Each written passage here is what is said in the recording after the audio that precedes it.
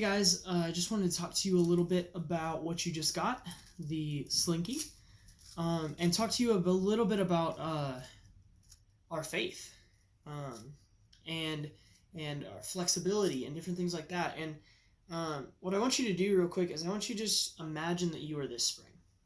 So you are a Slinky, really cool thing, but this is you right now. And a storm comes along, because in life we deal with a lot of different storms and problems and troubles, and different things come along that are really challenging for us, and honestly make us uncomfortable. And so those storms are stretching you out, and you're no longer that small thing that you used to be. You're being stretched, and it may not be comfortable. You may feel like you are that, just a tiny, like you're being stretched beyond what you're capable of handling. But what we find with these storms of life is the fact that when we are stretched, we're able to handle and reach things that we couldn't before. Because when you're in this original state, when you're this small Slinky, I mean, you can touch things that are here and you can touch things that are here. But as you're experiencing the storms of life and you're being stretched and you're being challenged and you're having to step into your faith and into the promise that God holds for us, the better life that we have in God, we're being stretched. And all of a sudden, instead of being able to reach things that are here and here, you're now able to reach things that are all the way up here and all the way down here. So you're no longer able to handle these things, although you can still handle those things. You're also now able to handle these things. And as you're stretching and experiencing new things, and as God is challenging you and you are stepping into the storms and trusting and relying on God, you are then stretching even further. And something that's really cool about that is, just like a Slinky, as your faith stretches, you're able to reach more people too.